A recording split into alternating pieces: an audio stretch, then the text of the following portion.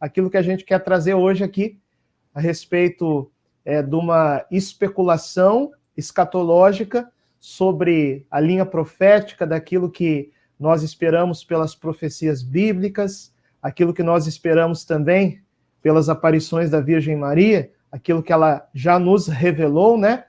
Da gente especular um pouco em que momento que nós estamos e os fatos que hão de se suceder até chegar o triunfo do coração imaculado da Virgem Maria e a vinda de seu filho.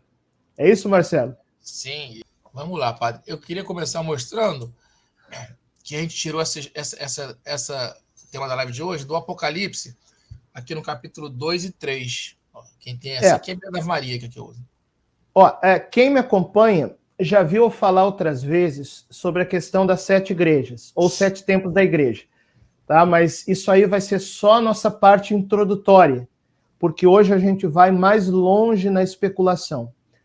Alguém poderia até perguntar assim, mas, cara, vocês não têm nada para fazer para ficar especulando sobre escatologia, final dos tempos e profecia? Olha, existe uma utilidade numa especulação escatológica pelo seguinte fato. Nós não sabemos quando Jesus vai voltar, ok? Ele mesmo disse que não sabe, que é um segredo reservado somente ao Pai. Mas o próprio Jesus, no Evangelho, nos mostrou os sinais para reconhecer não o dia, mas a aproximação da sua vinda e do final dos tempos. E isso é escatologia especulativa. É isso que nós estamos fazendo aqui.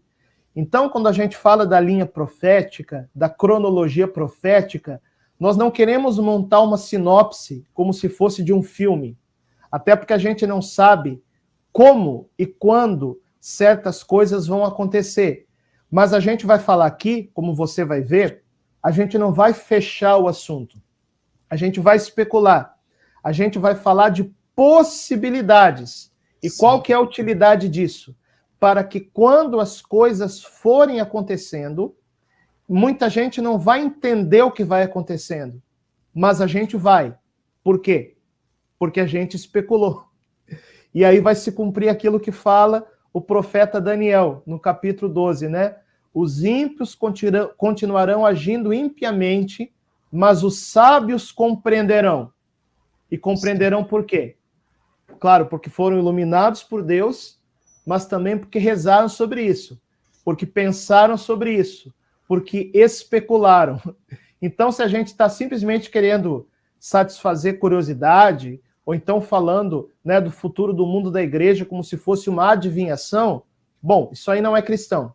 Mas quando a gente está falando aqui de uma especulação no sentido para compreender melhor o tempo que vivemos e os tempos que vamos viver, bom, aí isso tem uma utilidade no mundo espiritual, porque os sábios compreenderão, diz o profeta Daniel. Sim.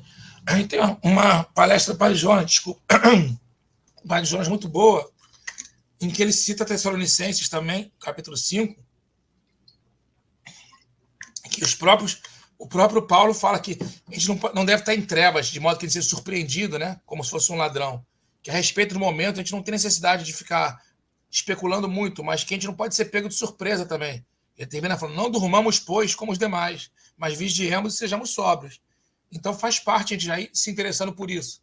Embora a gente não saiba o dia, como o padre falou, a gente já vai entendendo sinais, vendo e se preparando, né?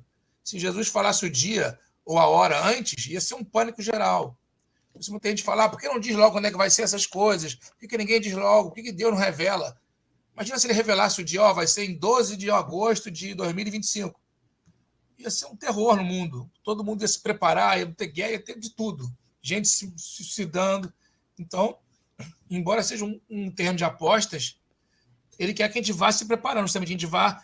Até porque esse dia pode mudar, né? A gente pode atenuar, como ele falou, pode ir mais para perto ou mais para longe, mas ele quer que a gente vá entendendo a época, nos períodos, né, que a gente vai passar. Isso. Então, vamos falar como um fundamento daquilo que a gente vai desenvolver depois. Vamos falar das 7 igrejas do Apocalipse. Eu sei que essa primeira parte essa parte introdutória, ela não é novidade para quem me acompanha, né?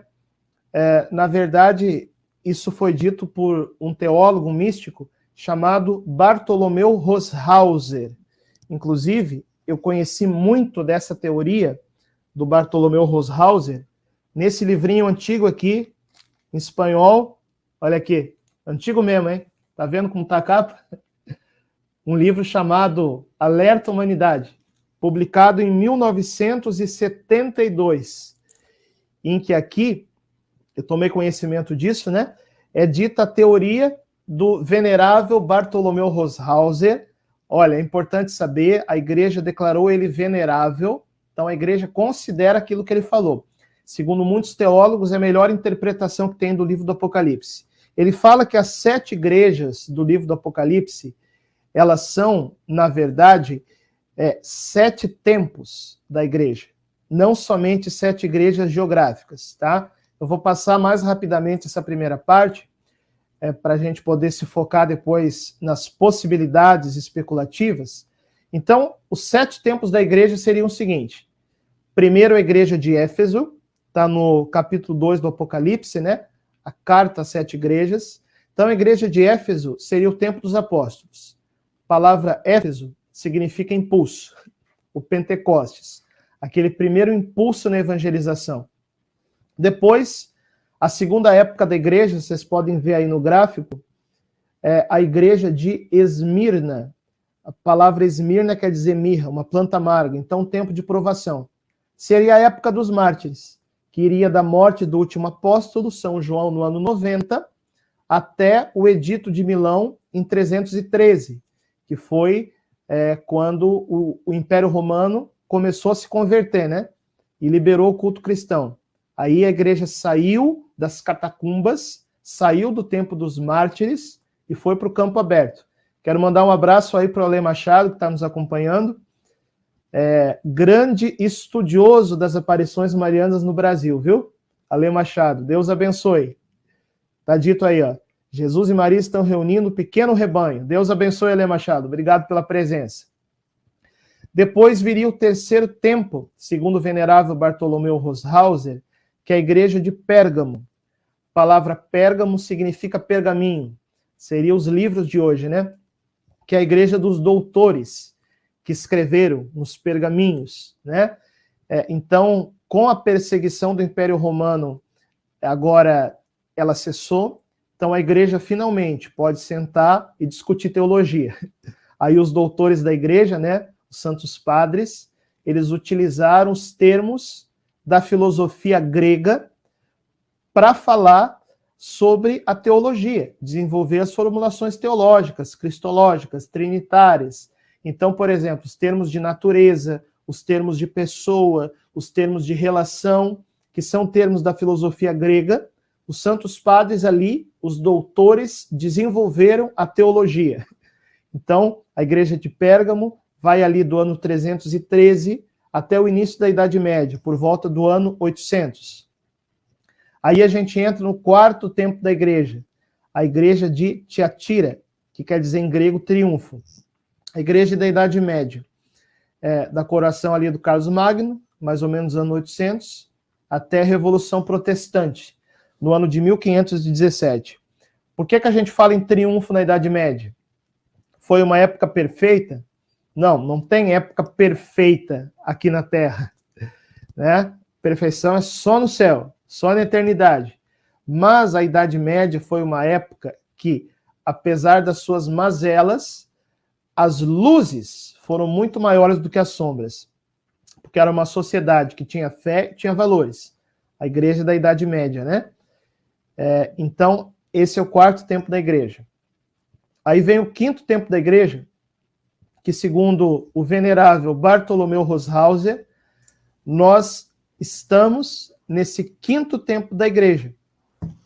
Se quiser passar o slide aí para o próximo, que é a igreja de Sardes. Sardes em grego quer dizer paralítica, paralisada, aquela que não se move. Por que a igreja do nosso tempo é uma igreja paralisada? Claro, não estou falando da mística da igreja. A igreja é santa. A igreja indefectível, o corpo de Cristo. Estou falando aqui dos membros da igreja. Nós estamos em uma época em que muitos membros da igreja é como se tivessem mortos. Inclusive, depois se você pegar o Apocalipse, na carta à igreja de Sardes, né? Deus vai dizer, és considerado vivo, mas estás morto.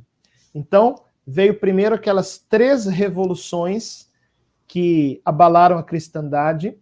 Primeiro, a Revolução Protestante, que negou a igreja. Depois, a Revolução Francesa, que negou Cristo. Depois, a Revolução Comunista, que negou Deus, né? E agora nós estamos vendo aquilo que muitos estudiosos católicos chamam de a Quarta Revolução. Uma revolução globalista em que vai se implantando um sistema contra a vida humana, né? Você sabe, nós defendemos a vida humana da concepção até a morte, mas o sistema não defende isso. Nós defendemos a família, mas o sistema não defende isso. Então, aos poucos, os cristãos vão ficando de fora desse sistema. É a revolução globalista. Então, nós vivemos no ambiente de uma igreja de Sardes, paralisada, ferida pelas revoluções. Só uma curiosidade, Marcelo. Sim. Nunca falei sobre isso.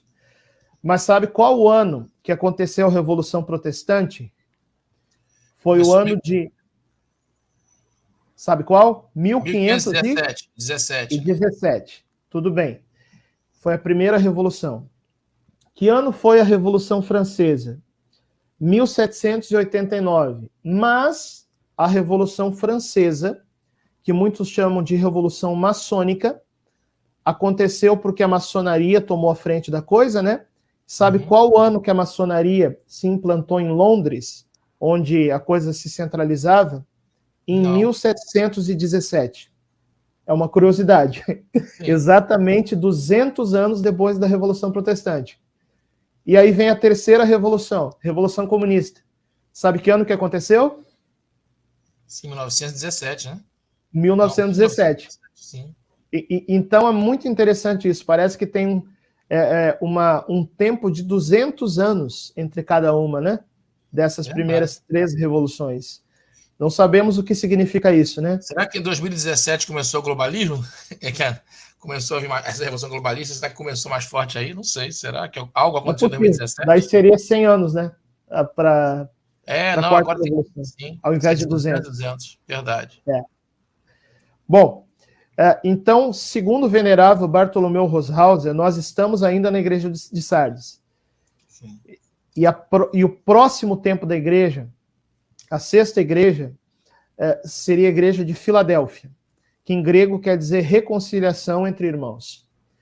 Então, a igreja de Filadélfia, Bartolomeu Roshauser, o venerável, ele fala de um renascimento cristão, de uma paz como nunca houve antes. Tá?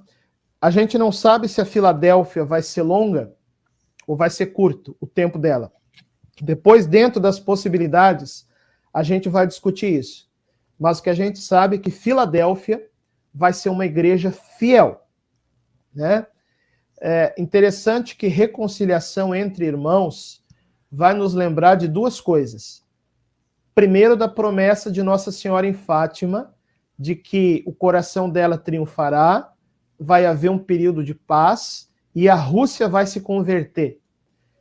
Bom, o que quer dizer a conversão da Rússia? Não é só o fim do comunismo, se nós interpretarmos a palavra conversão de uma forma forte, porque a Rússia é um país ortodoxo. A conversão da Rússia seria os ortodoxos russos aceitarem o primado de Pedro, né? Aceitarem a comunhão plena com o Papa, que é aquilo que a igreja ortodoxa não tem quando ela se separou.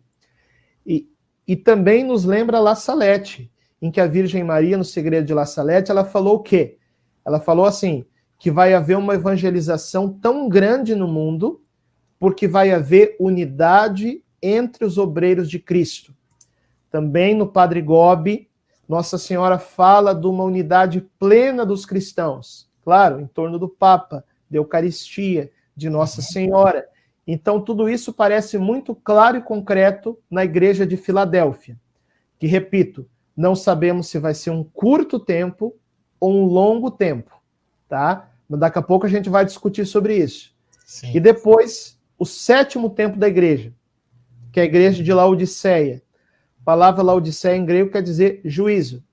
Então, essa igreja de Laodiceia é a igreja da tribulação final, que está sendo purificada, né, para receber o Senhor. Então, resumidamente, esses são 7 tempos da igreja e nós estaríamos vivendo no 5º tempo. É a teoria que me parece perfeita e que é a opinião de muitos teólogos, daquele que foi declarado venerável pela igreja, Bartolomeu Roshauser. Sim. Vamos então tentar visualizar isso, padre? Essa é a nossa introdução, né? Sim. Isso, são 7 tempos da igreja aí. Sim. Apóstolos, mártires, doutores, Idade Média, revoluções, a nossa época, a reconciliação e a tribulação final. Sim. Vamos agora ver as inúmeras possibilidades. Eu estou ansioso para o senhor me explicar. Vamos ver. Eu vou falar aqui sobre 3 possibilidades da gente encaixar as coisas.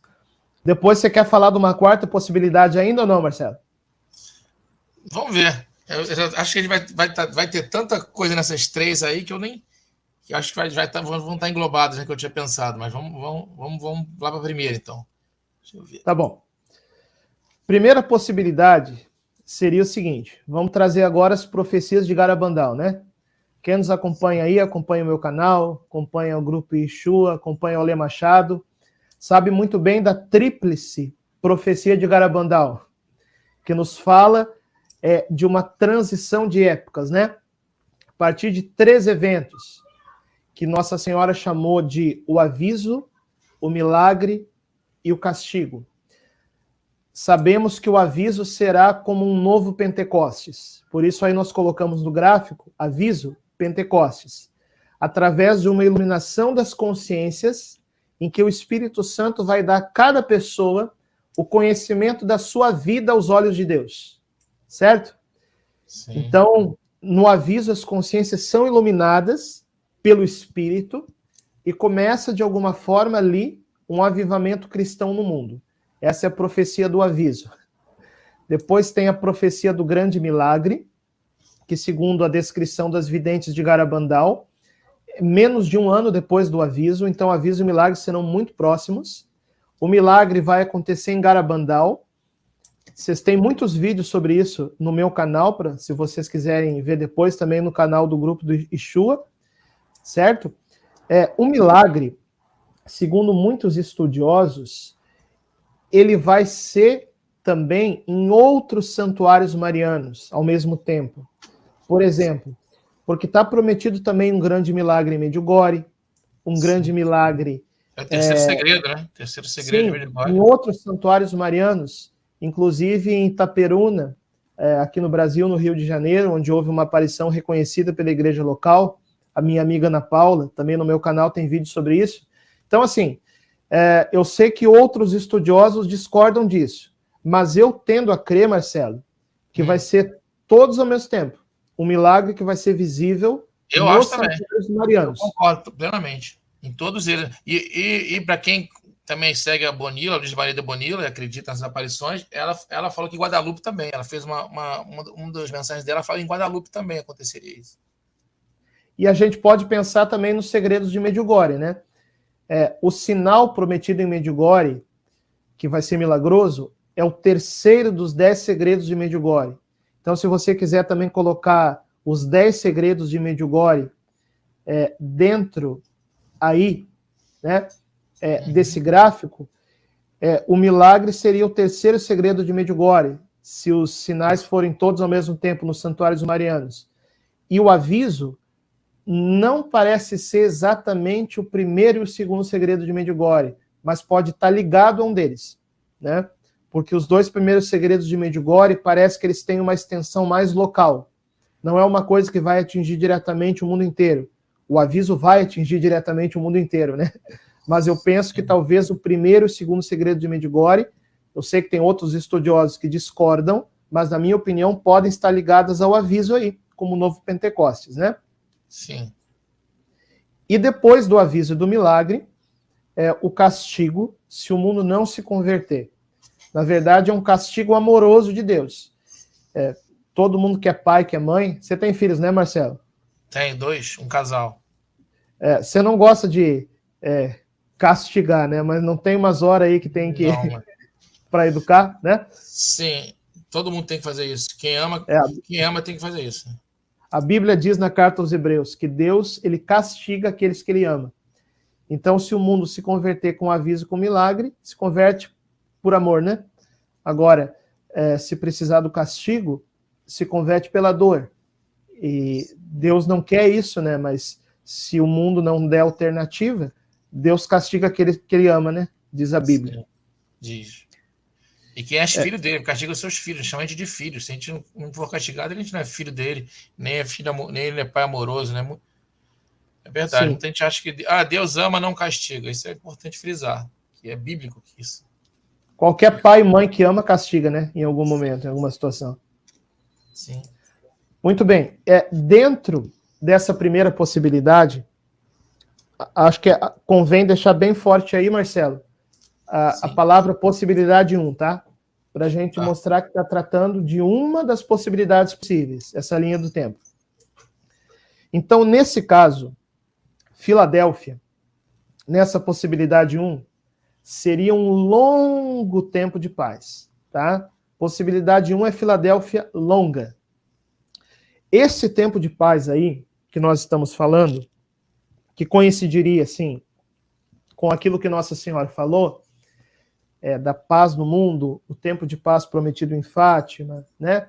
A unidade das igrejas, a unidade dos cristãos, tudo mais, me parece que se encaixa também com aquilo que um santo padre da igreja, chamado Santo Irineu, eu estou aqui com uma pilha de livro hoje, mas vamos lá.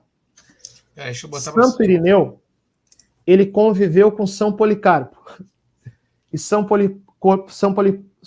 Policarpo conviveu com São João.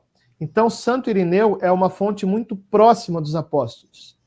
Santo Irineu, nesse livro que ele escreveu, Contra as Heresias, o nome do livro, tá? E antes que alguém diga, isso aí é o milenarismo condenado pela igreja. Não é disso que nós estamos falando. Até porque Nossa Senhora disse em Fátima que vai haver um período de paz, né? Então, Santo Irineu, ele pensa aquilo que ele afirma ser o 7º milênio da história humana. Qual que é a teoria de Santo Irineu? Ele diz o seguinte, que do mesmo jeito que Deus criou o mundo, 6 dias, descansou no 7º, história da humanidade são 6 milênios mais um 7º milênio, que seria um tempo de triunfo de Cristo.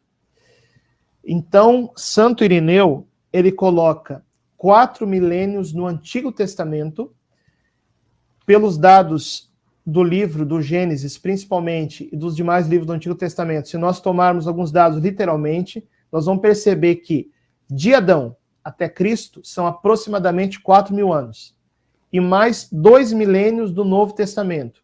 Então, por volta da nossa época, segundo a teoria de Santo Irineu, virá um grande tempo de paz, que ele chama de o 7º milênio, que não precisa ser exatamente 1.000 anos, mas um longo tempo, né? E por que isso aqui não é o milenarismo condenado pela igreja? Por um motivo muito simples. O que a igreja condenou? A igreja condenou um milenarismo como um tempo de uma sociedade perfeita aqui na Terra, inaugurada por uma vinda física de Cristo.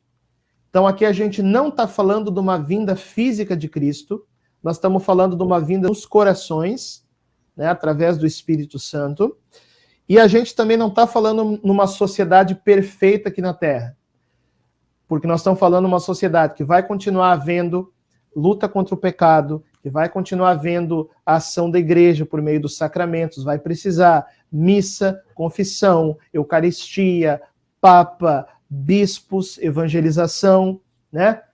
ordens religiosas, famílias, geração de filhos, reprodução humana, mas um tempo de paz em que a igreja vai ter um esplendor e uma santidade como nunca houve na história da humanidade. E isso Nossa Senhora fala também desse longo tempo de paz em La Salette, quando ela fala que os novos reis serão o braço direito da igreja, né? E que vai haver uma reconciliação de Deus com os homens. Lembra Filadélfia? Reconciliação. Eu até vou ler para vocês um trecho do Segredo de La Salette que fala sobre isso. É porque senão a coisa fica parecendo, eu sei que é especulação, né? Escatologia especulativa, mas pode parecer que é coisa da nossa cabeça, né, Marcelo? Sim. Então vamos ler aqui um texto de La Salette, que é uma aparição aprovada pela igreja. Isso está no Segredo de La Salette, tá? Tem também no meu canal, no canal do Ale Machado. Olha o que Nossa Senhora falou. Ela diz assim, aqui. Nossa Senhora fala, então se fará paz, a reconciliação de Deus com os homens. Jesus Cristo será servido, adorado e glorificado. A caridade florescerá por toda parte. Os novos reis serão o braço direito da igreja, a qual será forte e humilde, piedosa, pobre, zelosa e imitadora das virtudes de Jesus Cristo. O evangelho será pregado por toda parte e os homens farão grandes progressos na fé, porque haverá unidade entre os obreiros de Jesus Cristo. Então, não dá para acusar de milenarismo uma coisa que está presente no conjunto dos místicos e das aparições marianas. Volto a dizer, não estamos falando de uma sociedade perfeita aqui na Terra, não estamos falando do céu propriamente na Terra, não. Estamos falando de um tempo em que ainda haverá suas mazelas, mas haverá tanta santidade na Terra e tanto esplendor e tanta paz como não houve em outras épocas. Entendeu? Então pode colocar o gráfico de novo aí, Marcelo. Dentro dessa primeira possibilidade, Filadélfia seria esse longo tempo de paz. Uma curiosidade aí também, que é o seguinte, ó. Santo Irineu, ele fala dos 6 milênios anteriores, né? 4 no Antigo Testamento, 2 no Novo Testamento. Então seria mais ou menos na nossa geração. E tem aí alguns marcos interessantes. Não sei se podem significar algo. Por exemplo, no ano 2000, foram os 2000 anos da encarnação. Por volta de 2030, vai ser os 2000 anos da redenção. Por volta de 2070, são os 2000 anos da destruição de Jerusalém, que significa a passagem, né, da antiga aliança para a nova aliança. Aproximadamente no ano 2090, são os 2000 anos da revelação, a morte do último apóstolo, São João. Então aí a gente tem alguns marcos temporais que pode ser que signifiquem alguma coisa, né, Marcelo? Sim. Então viria esse longo tempo de Filadélfia e depois o tempo de Laodiceia, que seria uma tribulação final, em que a gente não tem muita coisa para dizer sobre isso, mas daí não seria mais para a nossa geração, né? Porque nessa possibilidade 1, Laodiceia seria longa. Sim. E onde você acha que entraria na teoria do Haushauser, a parte do grande monarca, do anticristo, do Papa Santo, na sua visão? Deixa eu pegar mais um livro aqui da Biblioteca de Alexandria. Aqui, ó. Esse livro aqui vende na editora Eclésia, editado pela Veritatis Splendor. É um livro do padre Júlio Maria de Lombardi. Esse livro, o padre Júlio Maria, que foi um grande apologeta do Brasil, chamado O Fim do Mundo Está Próximo, é uma pergunta. Então aqui, o padre Júlio Maria, ele reúne várias profecias antigas, e muitas delas falam de um grande monarca que, junto com o Papa Santo, vai estabelecer a paz na Terra. Entre essas profecias, inclusive, uma delas é do venerável Bartolomeu Roshauser, que eu posso ler para vocês aqui também, que ele diz assim, ó: o Todo-Poderoso intervirá com um golpe admirável que ninguém terá imaginado. E o poderoso monarca que virá em nome de Deus aniquilará todas as repúblicas e subjugará os seus inimigos. Ele reinará do Oriente ao Ocidente, cheio de zelo pela glória de Deus, unirá seus esforços aos do futuro pontífice. Né? Então, florescerão então numerosos santos e doutores. Os povos amarão a justiça e a paz reinará no mundo. É o venerável Bartolomeu Roshauser, que colocando ali no nosso gráfico, né, Marcelo? Seria em Filadélfia, então, eu acho, pelo que eu imagino, seria o nosso tempo de paz, então, isso aí. Dentro desse gráfico aí, bota o gráfico aí, vamos mexer as pecinhas de xadrez aí que a gente fez. Então, o grande monarca viria em Filadélfia. Tá. Na transição, eu colocaria bem na transição, porque pode ser um pouquinho antes, no meio da confusão, né? Ou um pouquinho depois. E esse grande monarca, as profecias falam também de um Papa Santo, que junto com ele vai restabelecer a ordem na Terra, né? Sim. Então, eu acho que dá para colocar até em cima, porque é bem na transição, né? O Papa Santo pode vir também no meio da confusão ali e depois prosseguir o seu pontificado nesse longo tempo de paz. Sim. Em que haveria ainda a sucessão apostólica, a igreja, o Papa, né? Mas de uma forma bem diferente. Sim. E você acha que o anticristo chegaria aqui no final, a gente marcaria então o final desse longo período de paz? Seria isso? Não, eu não colocaria dessa forma. Claro que aí a gente pode discutir, né? Mas veja bem, o que é o anticristo? Diz São João. Ele fala que é aquele que se opõe a Cristo. Então, na verdade, cada época da sua história tem os seus anticristos, né?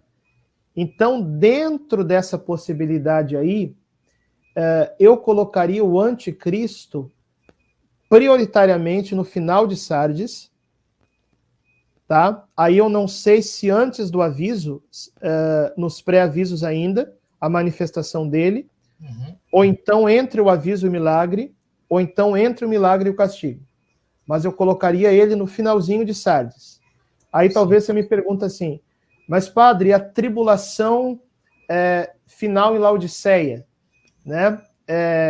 Como é que fica a questão? Bom, Laodiceia teria o anticristo do seu tempo, entende? Então nós teríamos agora o anticristo do nosso tempo, que estaria ligado a toda a revolução globalista. Porque há uma tribulação agora também, né? Há uma tribulaçãozinha agora. Desculpa interromper, padre, porque é minha dúvida. Há uma tribulação não é só uma tribulaçãozinha, não. Dentro dessa possibilidade... Antes do aviso, né? Antes do aviso haveria uma tribulação. Haveria tribulação também, né? Sim, mas dentro dessa possibilidade 1, depois a gente vai ver as outras possibilidades. Sim. Para Santo Irineu, a grande tribulação bíblica do profeta Daniel, da abominação da desolação, sim, do anticristo, ela vem antes do longo tempo de paz. Entende? Entendi. Então, esse anticristo que a gente está falando aí, ligado à nova ordem mundial, profecia, sim, de Daniel, que vai enganar os judeus, tudo mais, a gente colocaria no final da igreja de Sardes. Entendeu? Entendi. Não sei se antes do aviso e do milagre ou depois. Aí a gente debate. Depois de Laodiceia, pode ser que tenha outro anticristo, mas aí não compete a nós, que não é para a nossa época. Vamos entender aqui a figura. Anticristo é aquele que se opõe a Cristo. Houveram vários na história da humanidade, mas para Santo Irineu, digamos assim, o grande anticristo é antes do tempo de paz. Essa é a possibilidade 1, pelo menos. Tá? Quer ir para 2 ou não? Vamos para 2? Como é que é? Vamos esgotar essa possibilidade. Você tem mais algum comentário aí? Não, mas a gente teria que assumir um segundo anticristo. Né? Nessa daí, a gente teria que imaginar que haveria mais uma outra tribulação depois desse grande período de paz, né? Sim. Você imaginaria que em Filadélfia, nesse longo tempo de paz, dessa possibilidade, você colocaria aí o triunfo do coração imaculado ou não? Sim, dentro dessa possibilidade 1, o triunfo do coração imaculado de Maria, o reino de Maria, a era de Maria, é Filadélfia. Coincidiria tudo nessa possibilidade, entendeu? Nessa possibilidade seria isso, também acho. E essa possibilidade também, colocando os segredos de Medjugorje, os 10 segredos seriam a transição de Sardes para Filadélfia, né? Sim. Talvez o E décimo os fosse o 7 castigo últimos final, né? segredos poderiam desdobrar o período do castigo. Sim. Eu imagino sempre que, os últimos segredos terminam com o castigo final, que eu coloco junto mais ou menos com os 3 dias de trevas, digamos assim. Isso. O 10º Dentro segredo. dessa possibilidade, os chamados 3 dias de escuridão se enquadrariam como a transição final de Sardes para Filadélfia. Filadélfia, tá bom. E dentro dessa possibilidade seria, evidentemente, parte do 10º segredo de Medjugorje. Sim. Né? Seria Vamos isso. para a possibilidade 2? Vamos. Deixa eu aqui desmontar aqui só aqui. Papa, monarca e o anticristo. Vamos para 2. Vocês vão ver que tem uma diferença substancial nessa possibilidade 2, que seria o seguinte: Filadélfia curta. Então nós teríamos o longo tempo de paz somente depois de Laodiceia, e Filadélfia seria curta. Filadélfia seria inaugurada também, né, com a transição do aviso do milagre do castigo.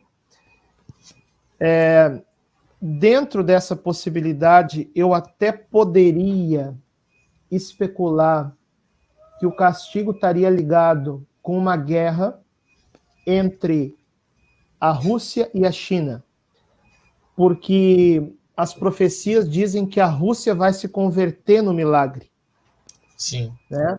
Então a Rússia se levantaria em defesa da igreja e haveria um embate com as nações aí dominadas, né, pelos projetos globalistas. Então, tem uma pergunta aqui para você, só pra, acho que já falou um pouco sobre isso. Como é que os evangélicos se enquadraram nesse contexto de salvação? É aquilo que o senhor tinha falado, né? Eles vão se unir todos à católica, ou grande parte, mas eles vão se unir à igreja católica. Né? Tem uma citação interessante milagre, em Garabandal, que uma das videntes fala assim: por que falar mal dos protestantes se no final eles vão se unir com a gente? Sim. Então, assim, no milagre, me parece muito claro também pelos relatos dos estudiosos, das próprias meninas, vai haver unidade dos cristãos. Então, Deus está preparando também um povo lá, nas igrejas, comunidades protestantes e ortodoxas, que virão em massa quando houver unidade. E uma pessoa que busca a verdade e o bem, se ela não teve a oportunidade de conhecer a verdade, ela pode ser salva. É o que a gente chama de ignorância invencível, né? Se ela não tem oportunidade de conhecer a verdade. Então, para mim é muito claro que Deus está preparando também um povo no meio protestante e no meio ortodoxo que vai se tornar católico no meio do caminho, né? Sim. Porque os sinais vão ser tão fortes que não vai ser possível negar. Tá? Sim. Então, o Ale Machado aí tem uma teoria interessante, mas que vale para a primeira possibilidade, né? Porque dentro dessa possibilidade 2 já é diferente, tá bom? Tá. Obrigado pela observação, Ale. Isso se enquadra na primeira possibilidade, tá? Depois a gente pode voltar lá, quem está assistindo, e na reprise e comparar com esse comentário do Ale. Bom, sim, veja só. Essa possibilidade 2 é Filadélfia curta, certo? Por que a gente está falando de um tempo de paz curto? Porque tem também uma parte do segredo de La Salette, e tem também mais dados sobre isso, mas isso aqui é bem claro, em algum sentido, que diz assim, está no segredo de La Salette: não será longa essa paz entre os homens. 25 anos de abundantes colheitas farão os homens esquecer que os pecados são a causa de todos os sofrimentos que ocorrem sobre a terra.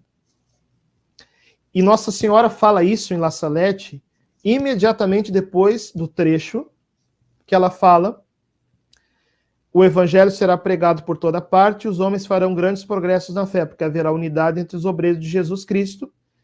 Logo depois dela falar, né, dos novos reis como braço direito da igreja. Então, aqui é dito que 25 anos de paz, 25 anos de abundantes colheitas farão os homens se esquecer de Deus. Sim. E as profecias que falam do grande monarca, que são muitos místicos, principalmente ali da época do século XIX, né, que falam do grande monarca, falam do reino do grande monarca como algo que não parece ser longo, né, porque dizem que ele reinará até o tempo do anticristo. Então, dentro dessa possibilidade, o grande monarca, ali, ó, Filadélfia, início de Filadélfia. Ele marca o início de Filadélfia, né? Junto com o Papa Santo, tá? Então, veja só, pode colocar em cima, que é uma coisa na transição mesmo, tá? Então, veja só, gente, agora a gente está aqui especulando. Para a possibilidade 1 ser a possibilidade correta, com a Filadélfia longa, nós teríamos que fazer um esforço intelectual no seguinte sentido, de que os 25 anos que Nossa Senhora fala aqui, seria no final da Filadélfia longa. Seria, assim, os 25 anos finais da Filadélfia. Entende? Então, assim, eu já estou tomando posição. Para mim, a possibilidade 1 não me parece a mais correta. Nós teríamos que fazer um esforço intelectual para entender os 25 anos de paz que Nossa Senhora fala na Salete como final do longo tempo de Filadélfia. Então, me parece que esses 25 anos de paz seria uma paz curta e relativa que viria dentro de uma Filadélfia curta e que, por sua vez, seria a chance da igreja para se preparar para o grande embate contra o anticristo. Que aí sim, nós falaríamos de só um anticristo grande, que você pode colocar aí em Laodiceia, entende? Deixa eu botar aqui. Isso. E várias profecias que falam do grande monarca falam que ele vai reinar até o tempo do anticristo. Então não pode ser uma coisa longa. Então, para nós entendermos Filadélfia longa, como é a possibilidade 1, nós teríamos que fazer um segundo esforço intelectual. Enxergar o grande monarca que vai reinar até o tempo do anticristo como uma sucessão de grandes monarcas. Se a Filadélfia fosse longa, entendeu? Se a Filadélfia for longa. Então, eu já digo de antemão, eu não concordo com a possibilidade 1. Comparando a 1 e a 2, talvez eu me aproximasse mais da 2. Na verdade, eu ficaria com a 3, que a gente ainda não chegou. Tá?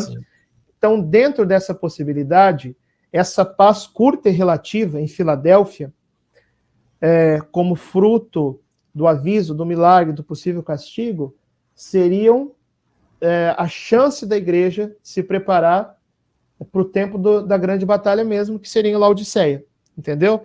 E aí o longo tempo de paz que Santo Irineu fala, e que também muitas aparições marianas falam, inclusive o Padre Gobi, viria depois de Laodiceia, certo? Sim. E nesse caso, os 3 dias de escuridão, me parece que viriam no final de Laodiceia também. Entende? Mas aí a gente vai para a terceira, né? Aí, então partimos para a terceira, com castigo. Eles não seriam parte do castigo, então. Por essa 2, os 3... Nessa possibilidade 2, o castigo de Garabandal não seria os 3 dias de escuridão.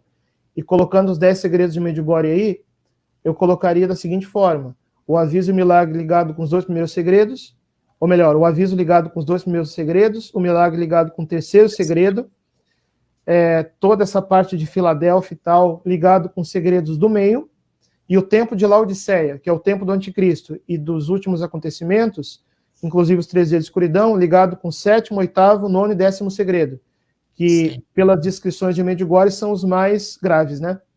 Sim, são os castigos mais graves, que não podem nem ser modificados, né? Mas eu não aposto também tanto na possibilidade 2. Eu tendo a apostar na possibilidade 3. Eu confesso que eu também, padre. É que faz mais sentido para mim, juntando. Então vamos lá. Vamos lá para 3, então. Vamos para 3? Vamos. A 3, gente, vocês vão perceber que ela é muito parecida com a 2. A diferença é que na 3, a gente joga o castigo previsto em Garabandal lá para o final. Certo? Sim. Então, na 3, a gente teria aí o tempo do aviso do milagre, e um milagre já seria suficiente para inaugurar a Filadélfia. Então pode colocar aí o grande monarca e o Papa Santo na transição de Filadélfia, né, Sardes, Filadélfia, já um milagre. Aí, isso. E o Papa Santo aí também. Bom, alguém poderia contestar dizendo assim, que o venerável Bartolomeu Roshauser, ele falou que Sardes iria terminar com um grande castigo. Realmente ele falou isso. Mas nesse caso, o castigo que o Roshauser fala para o término de Sardes seria uma coisa ligada com o tempo do aviso. Porque o tempo do aviso também vai haver ali uma pré-tribulação, digamos assim, né? E a própria Conchita disse que o aviso vai ser muito doloroso.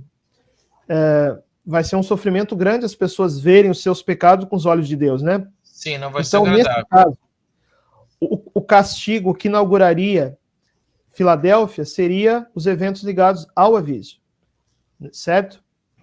Até porque vai haver também a questão do evento com a letra A, que tem a ver com algum evento cósmico, né? Sim. E que está ligado ao aviso também. Então eu tenderia a crer que nessa possibilidade, aviso, milagre, Filadélfia, paz mundial relativa, e o anticristo em Laodiceia. Sim, também temos que lembrar também que o período dos pré-avisos foi dito pela vidente, pela Mariloli, que era um período muito difícil também. Sim, que então, é o período que nós estamos, né? Tem uma tribulação, um sofrimento aí também, uma tribulação nesse momento também. Estamos no início do período do pré-aviso. Se a gente fosse colocar os pré-avisos ali, a gente colocaria os pré-avisos que estão previstos, né? Sim. Um sínodo importante para a igreja, uma lágrima dolorosa para a igreja semelhante ao cisma, uma invasão na Europa, uma dificuldade grande de celebrar a Santa Missa e a viagem de um Papa à Rússia, que seriam os pré-avisos. Tudo isso antes do aviso. Isso aí em qualquer uma das três possibilidades. Tudo aqui em Sardes. Então pode colocar aí o anticristo em Laodiceia. E nesse caso também, na possibilidade 3, a gente teria um anticristo só, né? Vendo dentro desse gráfico. E depois de Laodiceia, o longo tempo de paz. E eu arriscaria dizer, nesse caso também é uma especulação, que Laodiceia terminaria com os 13 dias de escuridão, né? Que seria o castigo previsto em Garabandal ali no final de Laodiceia. Sim. Acho que o castigo ele engloba mais fatos também, mas os 13 dias de escuridão seria o fechamento, né? Sim, talvez o 7º, 8º e o 9º aconteça no final de Laodiceia, né? Talvez, né? De repente. 7, 8, 9, 10 aconteça. Então, nesse caso, eu tenderia a crer assim, ó, em Medjugorje. 1º, 2º e 3º segredo no final de Sardes. Sim. 4º, 5º, 6º segredo ligados a Filadélfia. 7º, 8º, 9º, 10º segredo ligados a Laodiceia, com o tempo do anticristo e os acontecimentos mais graves, né?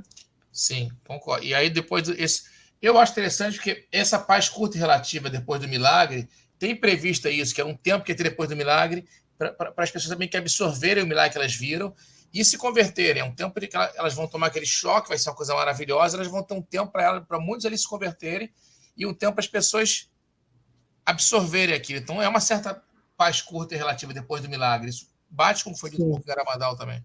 E, gente, esse tempo de Filadélfia vai ser uma coisa, assim, esplendorosa, sabe? A gente não tem ideia da maravilha que o aviso do milagre vai gerar, entende? Então, às vezes, o pessoal pensa que a gente está aí, né?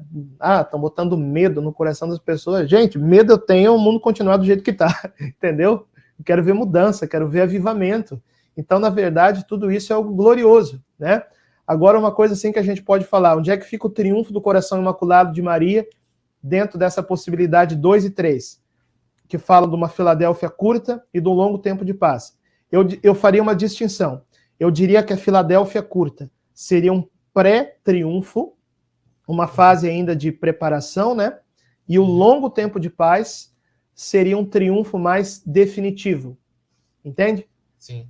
Aqui, padre, eu vou botar aqui uma pergunta da pessoa. E o longo tempo de paz coincidiria com o reino de Maria, com a era do Espírito Santo, com a era de Maria e tudo mais. Os corações imaculados, concordo plenamente. A Mariana perguntou se a gente está no tempo da Filadélfia. Não. Absolutamente não. Estamos em Sardes. Estamos em Sardes. Filadélfia vem... Né? Não tivemos ainda o aviso nem o milagre. Estamos em Sardes ainda. Isso. E aqui outra pergunta também que eu vou explicar. Essa linha do tempo está em escala? Não, Priscila. A Filadélfia teria que ser menor. A Filadélfia é mais curta.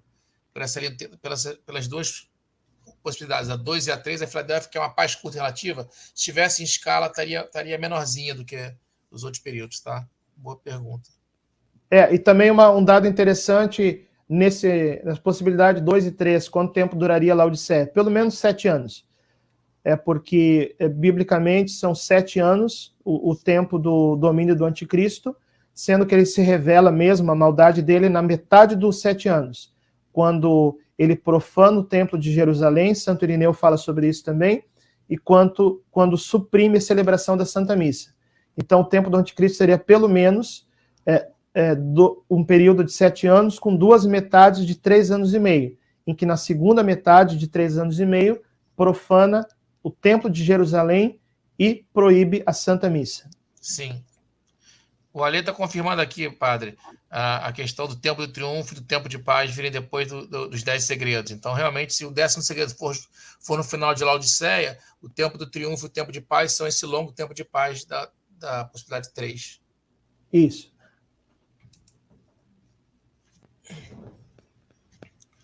Essa realmente eu também acho que seria a que mais combina com a forma como eu entendo, padre, também. Isso. Se eu tivesse que apostar, assim, eu considero as 3 possibilidades, mas essa me parece mais natural, assim, se tentar analisar, harmonizando todos os dados que a gente tem, né? Sim. E deixa eu ver se tem mais algumas perguntas aqui.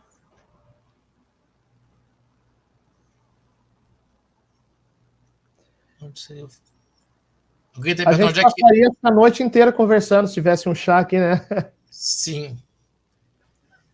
Alguém está perguntando aqui onde é que entra o falso profeta. O falso profeta vem meio junto do anticristo, né? Aqui, o falso profeta. Isso. O falso profeta é um líder religioso que, na minha opinião, não se manifestou ainda, né?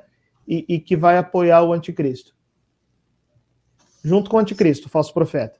Igual tem o Papa Santo e o Grande Monarca, o falso profeta junto com o anticristo. Sim, a Verônica de Castro está perguntando aqui se a passagem de Sardes para Filadélfia será curta, então. Na verdade, Filadélfia será curta.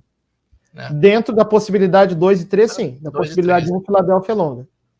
Sim, na 2 e 3, a Filadélfia seria curta. Mas a passagem para Filadélfia, de qualquer forma, parece incluir o tempo do pré-aviso que a gente está, o aviso, o milagre e possivelmente ainda um castigo, ou um atrito entre a Rússia e a China ali ainda, que não é necessariamente o castigo de Garabandal ainda, né? Dependendo da forma como você analisa a linha do tempo. Outra dúvida que apareceu aqui são as testemunhas de Enoque, né, que aparecem, e Elias, né, que aparecem em La Salette. Qual ideia você acha que eles seriam nessa linha do tempo? Durante o tempo do anticristo. Enoque e Elias vão profetizar durante o tempo do anticristo. Concordo, serão mortos. E assim, os estudos escatológicos dos mais respeitados teólogos da história da igreja falam que eles vão pregar durante 3 anos e meio em Jerusalém. Não me está claro se vai ser nos primeiros 3 anos e meio dos 7 anos ou nos segundos 3 anos e meio. Isso não está claro para mim. Existem as duas especulações também. Eles vão ser martirizados, vão ressuscitar, e isso vai converter grande parte de Jerusalém, e as nações aliadas do anticristo não vão aceitar essa conversão e vão partir para cima de Jerusalém. E essa seria a última fase de uma guerra mundial, né? As nações aliadas do anticristo contra Jerusalém, certo? Sim. Tem outras perguntas aqui. Dentro dessa possibilidade em Laodiceia, né? Da possibilidade 2 e 3 em Laodiceia. Olha os sinais espirituais que Deus dá. Foi exatamente na hora que nós falamos de conversão e de vida de oração que o som caiu. Perceberam? Sim. Então, assim, gente, isso é um sinal espiritual claro, entendeu? Eu vou repetir o que eu estava falando. Nós não estamos aqui para satisfazer curiosidades, né? Nós estamos aqui para ver também a seriedade da vida espiritual que nós vamos precisar de conversão, de vida de oração, sacramentos, vida na graça, inclusive para a gente ter a estabilidade emocional para viver essas etapas que nós somos chamados, entende? Então aqui, ó, a queda do som mostrou a mensagem mais importante dessa live, que é a necessidade da nossa conversão. Como diz Nossa Senhora, né? Não esperem os segredos para se converter. O tempo da conversão é agora. Né, que é tempo de graça. Essa é a mensagem principal. Né? Padre, o senhor podia fazer uma oração final para a gente, uma bênção? Já que o senhor tem que... Com certeza. Deixa eu mostrar uma vez aqui os dois livros para o pessoal adquirir. Segredos da Virgem Maria, que fala da presença de Maria em toda a Bíblia e também nas aparições e nas profecias. Prefácio do Padre Paulo Ricardo, apresentação do Padre Roger Luiz da Canção Nova, e também Sou Todo Teu Maria, uma geração consagrada e imaculada, que fala como viver bem a consagração a Jesus pelas mãos da Virgem Maria. Tem também o prefácio do Padre Paulo, a apresentação do professor Felipe Aquino. Gente, aqui embaixo você pode adquirir os livros pelos links, tá bom? Toda essa explanação aqui com 7 tempos da igreja tem no livro Segredos da Virgem Maria, que vocês podem adquirir, ok? Sim. E também tem os links para o meu canal no YouTube. Clica lá, segue a gente. Eu publico vídeos toda semana falando das aparições marianas, do fim dos tempos, da consagração. E também segue a gente no Instagram, a página Padre Francisco Amaral. Uma vez por semana eu abro caixinha de pergunta e também a oportunidade aí da gente estar se correspondendo, tá bom? Os links estão tudo aqui embaixo. Segue a gente.